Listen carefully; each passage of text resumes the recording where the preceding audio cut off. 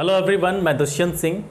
भारतीय संविधान का तीसरा अध्याय आज प्रारंभ होने जा रहा है। छोटा सा अध्याय है और इसी अध्याय के संबंध में हम बात करेंगे भारतीय संविधान की विशेषताओं एवं उसकी आलोचनाओं के संबंध में कि भारतीय संविधान में कौन कौन सी विशेषताएं पाई जाती हैं एवं आलोचकों ने भारतीय संविधान की जो आलोचना की है वो किन किन बिंदुओं को ध्यान में रख करके की है। तो सबसे पहले बात करते हैं भारतीय संविधान की विशेषताओं की, जिसमें सबसे पहला बिंदु है आपका सबसे लंबा एवं लिखित संविधान। भारतीय संविधान जो है विश्व के किसी भी संविधान से सबसे बड़ा एवं लिखित संविधान है। प्रश्न यहाँ से पूछा जाता है कि किस देश का संविधान सबसे विस्तृत एवं लिखित संविधान है, तो भारत का संविधान विश्व में सबसे बड़ा एवं लिखित संविधान है। यहीं से एक प्रश्न ये भी पूछा जाता है कि किस देश ने सबसे पहला लिखित संविधान बनाया था, या किस देश का संविधान सबसे पहला लिखित संविधान है, तो वो है अमेरिका का। यानी अमेरिका का संविधान जो है सबसे पहला लिखित संविधान माना जाता है, सबसे पहला लिखित संविधान माना जाता है। यहाँ से दो चीज़ें क्लियर हो गई आपकी कि भारत का संविधान क्या है। भारत का संविधान विश्व का सबसे बड़ा लिखित संविधान है एवं विश्व का सबसे पहला लिखित संविधान कौन सा था? अमेरिका का संविधान। विश्व का सबसे पहला लिखित संविधान अमेरिका का संविधान था। जो भारतीय संविधान जब मूल संविधान बनाया गया था, जिस समय भारतीय संविधान का निर्माण हुआ था, उस समय इसमें आपने पूर्व में पढ़ा है कि 395 अनुच्छेद थे, 22 भाग थे एवं 8 अनुसूचियां थीं। लेकिन वर्तमान स्थिति के अनुसार देखें तो भारतीय संविधान में जो अनुच्छेदों की संख्या है वो 470 अनुच्छेद यानी आर्टिकल, 25 भाग एवं 12 अनुसूचियां वर्तमान में भारतीय संविधान में मौजूद हैं। यानी भारतीय संविधान जो मूल संविधान था उसमें थे 395 अनुच्छेद, 22 भाग एवं 8 अनुसूचियां, लेकिन वर्तमान में भारतीय संविधान में 470 अनुच्छेद हैं, 25 भाग हैं एवं 12 इसकी अनुसूचियां हैं। अगला पॉइंट है नम्यता एवं अनम्यता का मिश्रण। नम्यता एवं अनम्यता का मिश्रण, इसके अतिरिक्त भारतीय संविधान को कहा जाता है, आपने पढ़ा होगा, अंशतः लचीला एवं अंशतः कठोर।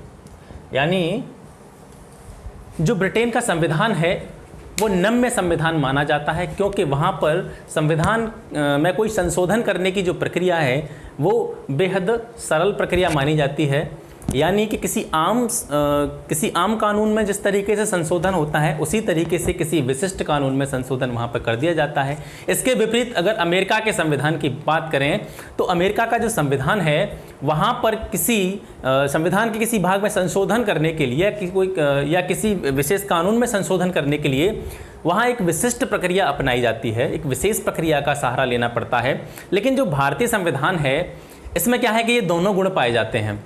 यानी भारतीय संविधान में संशोधन के लिए कुछ ऐसे उपबंध भी दिए गए हैं कि कुछ जो कानून हैं या कुछ संशोधन करने के लिए केवल संसद में जितने भी सदस्य होते हैं उनके बहुमत से ही वो संशोधन पारित कर दिया जाता है।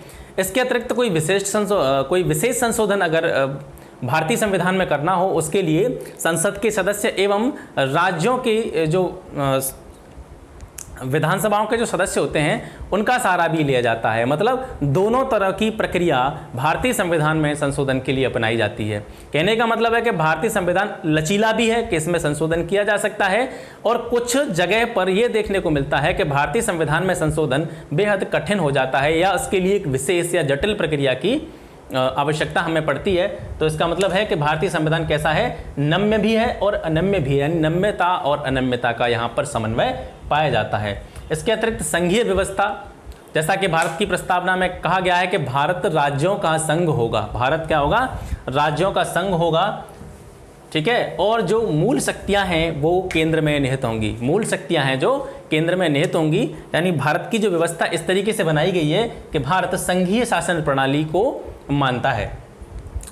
सरकार का संसदीय रूप, सरकार का संसदीय रूप, सरकार का संसदीय रूप जो भारतीय संविधान में ग्रहित किया गया है वो कहाँ से किया गया है, वो ब्रिटेन से किया गया है। क्योंकि ब्रिटेन में जो प्रणाली है, ब्रिटेन की जो शासन प्रणाली है वो कैसी है, संसदीय शासन प्रणाली है। संसदीय शासन प्रणाली है।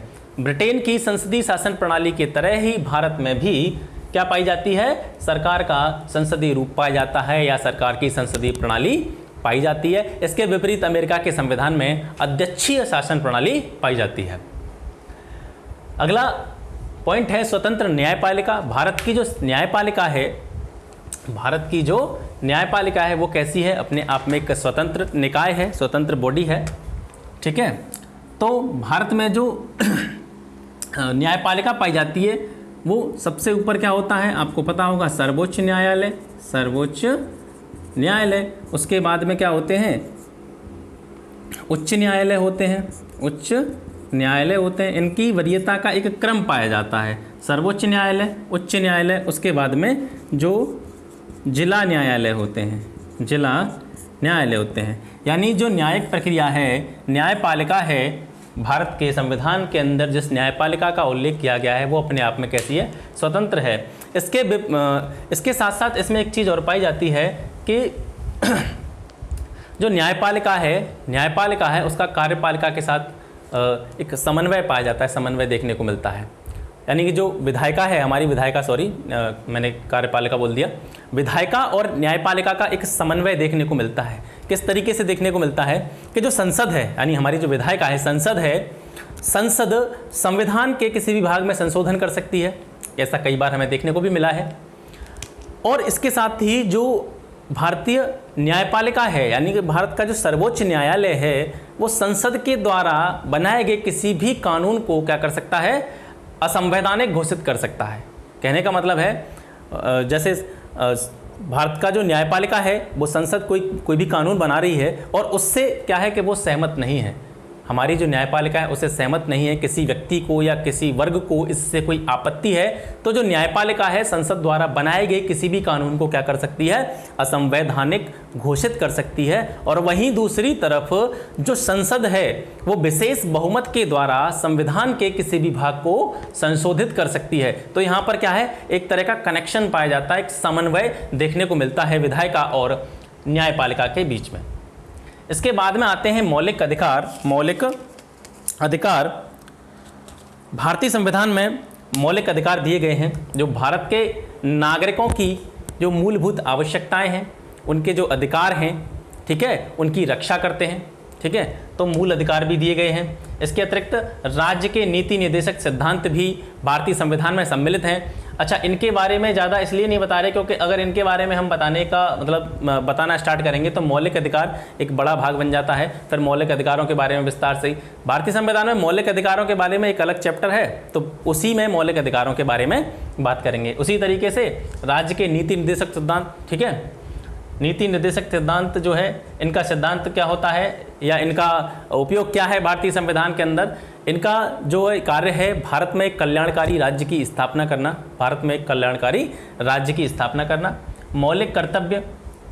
मौलिक कर्तव्य भी भारतीय संविधान में पाए जाते हैं। यानी भारतीय नागरिकों के लिए कुछ कर्तव्य दिए गए हैं जिनका पालन करना प्रत्येक भारतवासी के लिए कैसा है, अनिवार्य है। ठीक है, जैसे अपने राष्ट्रध्वज का सम्मान करना, सम्मान करना, भारत की जो सार्वजनिक संपत्ति है, सार्वजनिक इमारतें हैं, ठीक है, उनकी क्या करना, रक्षा करना, जीवों पर दया करना। ऐसी तरीके से कई मूल कर्तव्य दिए गए हैं। यानी भारतीय संविधान में 11 मूल कर्तव्य दिए गए हैं। कितने मूल कर्तव्य दिए गए हैं? 11 मूल कर्तव्य दिए गए हैं। इनके संबंध में प्रश्न पूछा जाता है कि मूल कर्तव्य किस समिति की सिफारिश पर भारतीय संविधान में सम्मिलित किए गए थे? तो ये स्वर्ण सिंह समिति की, कौन सी समिति थी? स्वर्ण सिंह समिति की सिफारिश पर, स्वर्ण सिंह समिति की सिफारिश पर भारतीय संविधान में सम्मिलित किए गए थे मौलिक कर्तव्य। मौलिक अधिकारों के बारे में भी जैसे आपको पता होगा, वर्तमान में भारतीय संविधान में कितने मौलिक अधिकार हैं? 6 मौलिक अधिकार हैं। इससे पहले जो मूल संविधान था उसमें मौलिक अधिकारों की संख्या कितनी थी? 7 थी। लेकिन 44वां जो अमेंडमेंट था, 44 में संशोधन 1978 के द्वारा, जो 7वां मूल अधिकार था संपत्ति का अधिकार, संपत्ति का अधिकार उसको ख़त्म कर दिया गया और उसको अनुच्छेद 300 क के अंतर्गत, अनुच्छेद 300 क के अंतर्गत मौलिक अधिकार, उसको एक विधिक अधिकार या कानूनी अधिकार बना दिया गया। यानी वर्तमान में मौलिक अधिकारों की संख्या कितनी है? 6 है, और मूल संविधान में मौलिक अधिकारों की संख्या 7 थी, जिसमें से 7वें मूल अधिकार यानी संपत्ति के अधिकार को समाप्त कर दिया गया था। इनके बारे में अलग से पढ़ेंगे, बिल्कुल अलग से चैप्टर है इनका, मौलिक अधिकार, वहाँ पर इनके बारे में विस्तृत चर्चा करेंगे। एक धर्मनिरपेक्ष राज्य, भारत क्या है? एक धर्मनिरपेक्ष राज्य है। ये भारतीय संविधान की विशेषता है कि भारतीय संविधान कहता है कि हम एक ऐसे राज्य की कल्पना करते हैं, हम ऐसे राज्य के बारे में विचार करते हैं जो कैसा होगा? धर्मनिरपेक्ष होगा। और धर्मनिरपेक्ष का क्या अर्थ है यहाँ पर? कि राज्य का अपना कोई धर्म नहीं होगा, यानी कि जो राज्य है हमारा, जो हमारा शासन करने वाला जो हमारा राज्य है, वो किसी भी एक विशेष धर्म को प्रमोट नहीं करेगा कि हम इस धर्म को मानते हैं या हम इस धर्म के लोगों को क्या करते हैं? प्रमोट कर रहे हैं। तो भारत कैसा है? एक धर्मनिरपेक्ष जात है, धर्मनिरपेक्ष राज्य है। यहाँ के लोगों को अपनी स्वतंत्रता के अनुसार किसी भी धर्म को मानने, उपासना करने एवं धार्मिक कार्य करने से संबंधित पूर्ण स्वतंत्रता भारतीय संविधान में दी गई है। सार्वभौम वयस्क मताधिकार, सार्वभौम वयस्क मताधिकार, भारत में जो सरकार चुनी जाती है, जो भी अपना रिप्रेजेंटेटिव या प्रतिनिधि अपने चुने जाते हैं, राज्य का एक मुखिया चुना जाता है, वो किसके आधार पर चुनाया जाता है? सार्वभौम वयस्क मताधिकार के आधार पर। भारत में जो व्यक्ति कम से कम जिनकी उम्र 18 वर्ष है, उनको मत देने का अधिकार है। ठीक है, मत देने का अधिकार है। कहने का मतलब यह है कि जो राज्य की जो शासन व्यवस्था है वो भारतीय लोगों में कहीं ना कहीं निहित है। राज्य का जो मुखिया चुना जा रहा है वो कहीं ना कहीं हम और आप लोगों की सहमति से ही चुना जा रहा है। हम अपनी मर्जी से, अपने मत का प्रयोग करके, बहुमत से हम किसी भी सरकार को सत्ता में लेकर आते हैं। ठीक है। अच्छा, इसके बारे में भी एक प्रश्न आता है, मैं वैसे आपको पहले बता चुका हूँ कि जो वयस्क मताधिकार यानी कि मत देने का जो अधिकार था, भारत में 21 वर्ष माना जाता था पहले, लेकिन जो 61वां संशोधन हुआ था, 61वां संशोधन हुआ था, उसके आधार पर जो मत देने का अधिकार था या मताधिकार की जो आयु थी, वोट देने की जो आयु थी, वो 21 से घटा करके 18 वर्ष की गई थी। ये प्रश्न आता है किसके द्वारा? 61वें संशोधन के द्वारा। 61वें संशोधन के द्वारा जो आयु है 21 से कितनी कर दी गई थी? 21 से 18 कर दी गई थी। ठीक है। एकल नागरिकता, अगली इसकी जो विशेषता है भारतीय संविधान की, वो है एकल नागरिकता। एकल नागरिकता का क्या तात्पर्य है? यानी कि भारत में राज्य की कोई अलग से नागरिकता नहीं है। भारत का नागरिक मतलब भारत में जो एक ही तरह की नागरिकता है जिसको केंद्र हमें देता है, या भारत, जैसे हम अगर भारत में रहने वाले हैं तो हम भारत के नागरिक हैं। जैसे हम उत्तर प्रदेश में रह रहे हैं तो हम उत्तर प्रदेश के नागरिक नहीं माने जाएंगे। कहने का मतलब है उत्तर प्रदेश हमें कोई अलग से नागरिकता का प्रावधान नहीं देता है। इसके विपरीत जो अमेरिका है, अमेरिका के संविधान में दोहरी नागरिकता का प्रावधान है। अमेरिका के संविधान में दोहरी नागरिकता का प्रावधान है। वहाँ राज्य की अलग नागरिकता होती है, केंद्र की अलग नागरिकता होती है। इसके विपरीत हमारे यहाँ पर एकल नागरिकता का प्रावधान है। इसके बाद में आती है स्वतंत्र निकाय। भारतीय संविधान में कुछ स्वतंत्र निकायों के बारे में बात की गई है। स्वतंत्र निकाय जैसे निर्वाचन आयोग, नियंत्रक एवं महालेखा परीक्षक, नियंत्रक एवं महालेखा परीक्षक। इसके अलावा संघ लोक सेवा आयोग, संघ लोक सेवा आयोग और राज्य लोक सेवा आयोग, ये स्वतंत्र निकायों के रूप में इनको मान्यता दी गई है। और भी कई स्वतंत्र निकाय हैं। निर्वाचन आयोग है, ये अपने आप में स्वतंत्र निकाय है। वैसे कोई भी अगर जो है निर्वाचन में कोई भी अनियमितता पाई जाती है तो उसके लिए जो है न्यायालय की शरण भी ली जा सकती है, लेकिन ये अपने आप में स्वतंत्र है। स्वतंत्र इसको कहने से मतलब ये है कि इसकी जो कार्यप्रणाली है वो कोई और यानी गवर्नमेंट नहीं बनाती है। ये अपनी जो कार्यप्रणाली है ये स्वतः बनाता है। निर्वाचन आयोग को निर्वाचन किस तरीके से कराना है, उसको चुनाव किस तरीके से कराने, ये निर्वाचन आयोग जानता है।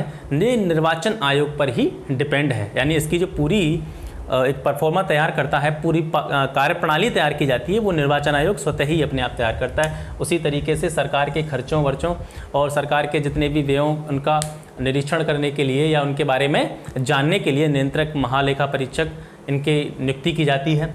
इसके अलावा संघ लोक सेवा आयोग है, जो कि केंद्र में जो विशिष्ट परीक्षा हैं, जैसे IAS परीक्षा, IPS की परीक्षा, ठीक है, IFS की परीक्षा, इनकी और भी बहुत सारी परीक्षाएं, इनकी अधिकारियों की नियुक्ति के लिए संघ लोक सेवा आयोग के द्वारा परीक्षाएं आयोजित की जाती हैं और इसकी नीतियां जो हैं वो सरकार नहीं बनाती है। संघ लोक सेवा आयोग, जैसे हम UPSC union public service commission बोलते हैं, उसकी जो नीतियां हैं उनको सरकार तय नहीं करती है।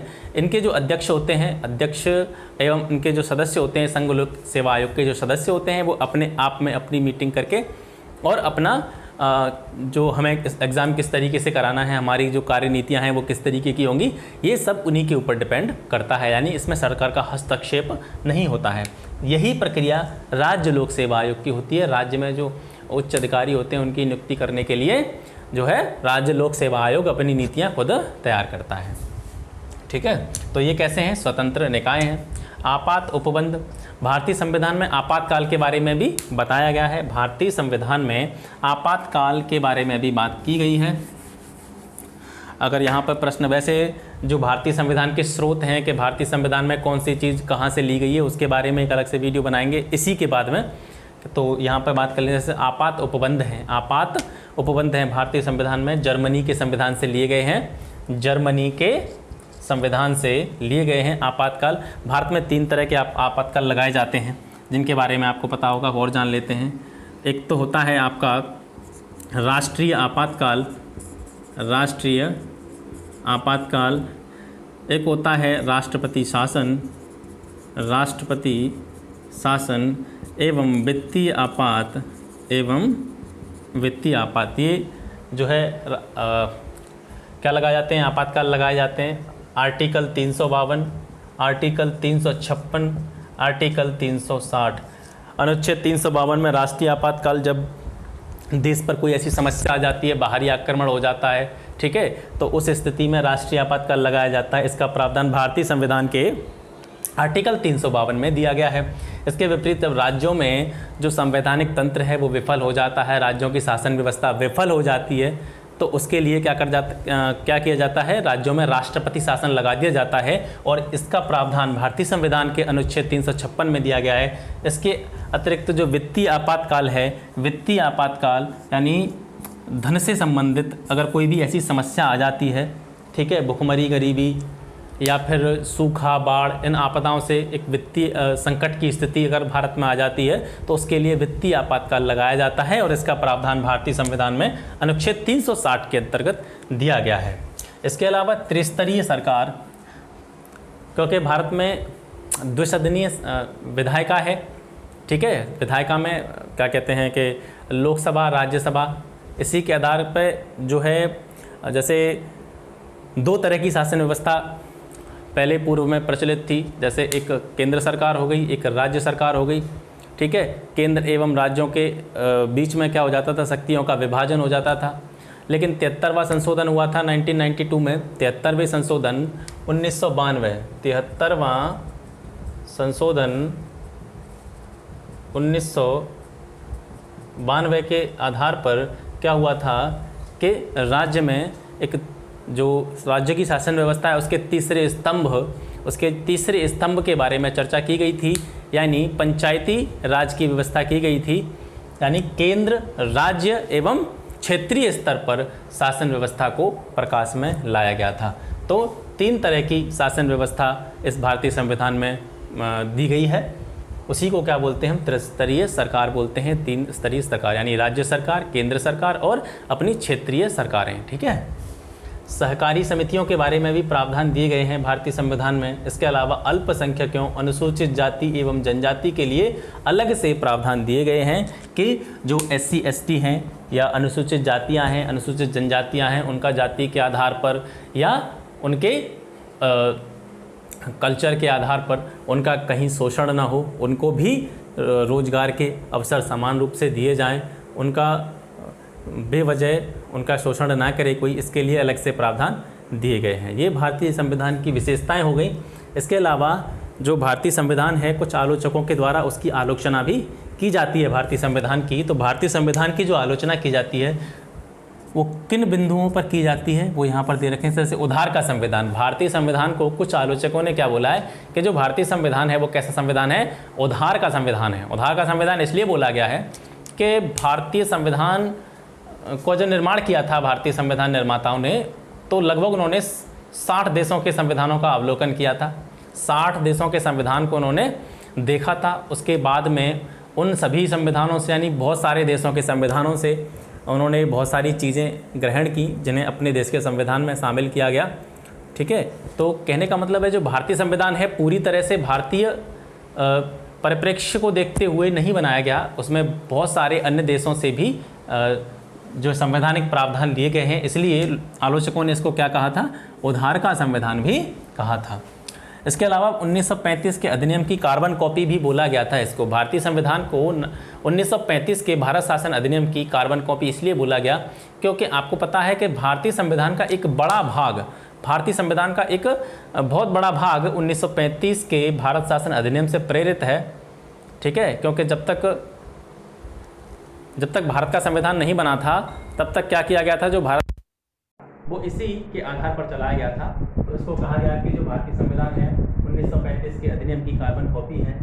गैर भारतीय एवं भारतीय, कुछ आलोचकों ने इसको कहा है भारतीय संविधान में कि जो संविधान है वो कैसा है, क्योंकि भारतीय संविधान का निर्माण करते समय भारतीय संस्कृति, भारतीय क्रियाकलापों को ध्यान में नहीं रखा गया। तो उन्होंने क्या कहा है, भारतीयता विरोधी की संज्ञा दी है। इसके अलावा गांधीवाद से दूर संविधान, गांधीवाद से दूर संविधान। अच्छा, गांधीवाद से संविधान को दूर इसलिए कहा गया कि जो भारतीय संविधान में जो प्रमुख योगदान माना जाता है, निर्माण करने में जो प्रमुख योगदान माना जाता है वो डॉक्टर भीमराव अंबेडकर का माना जाता है। और जैसा कि आप सभी जानते हैं, आपने पढ़ा होगा कि जो डॉक्टर भीमराव अंबेडकर थे वो महात्मा गांधी जी की जो नीतियाँ थी उनसे कहीं ना कहीं सहमत नहीं होते थे।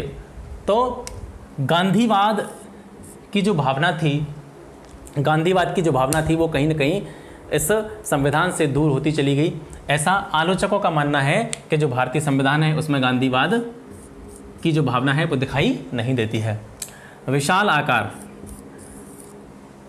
आकार भारतीय संविधान है दुनिया का सबसे बड़ा लिखित संविधान है। आपको पूर्व में बता चुके हैं, जो भारतीय संविधान है दुनिया का सबसे बड़ा लिखित संविधान है, जिसमें कि 470 अनुच्छेद हैं वर्तमान में। ठीक है, 25 भाग हैं, 12 अनुसूचियाँ वर्तमान समय में भारतीय संविधान में हैं। तो दुनिया का सबसे बड़ा लिखित संविधान है। दुनिया के किसी भी संविधान में इतने सारे अनुच्छेद, इतने भाग और इतनी अनुसूचियाँ नहीं हैं। तो इसलिए क्या कहा गया इसको कि इसका विशाल आकार है। और इतना बड़ा आकार, इतना बड़े संविधान का आकार, इससे क्या होगा कि भारतीय संविधान को समझने में या भारतीय संविधान का अध्ययन करने में कहीं ना कहीं समस्या की स्थिति का सामना करना पड़ेगा। ये भारतीय संविधान की आलोचना के विषय में बोला गया।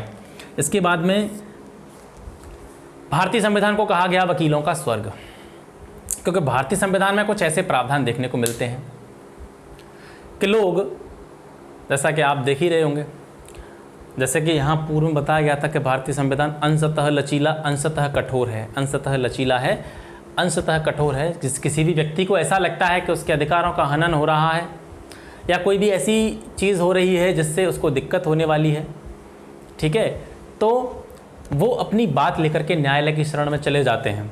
तो ऐसा पूर्व में ही परिकल्पना दे दी गई थी, पूर्व में ही कल्पना कर दी गई थी कि ये जो है भारतीय संविधान जो है वकीलों का स्वर्ग होगा, क्योंकि इसमें वकीलों के लिए बहुत सारा काम है।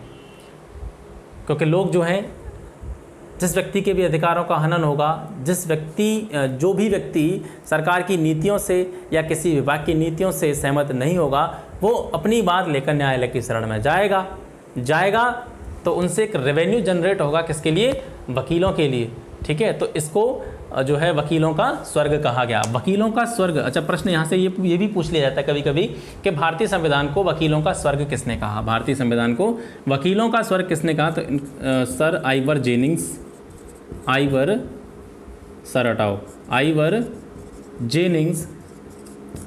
जेनिंग्स ने भारतीय संविधान को वकीलों का स्वर्ग कहा था। तो ये हो गए भारतीय संविधान की विशेषताएं।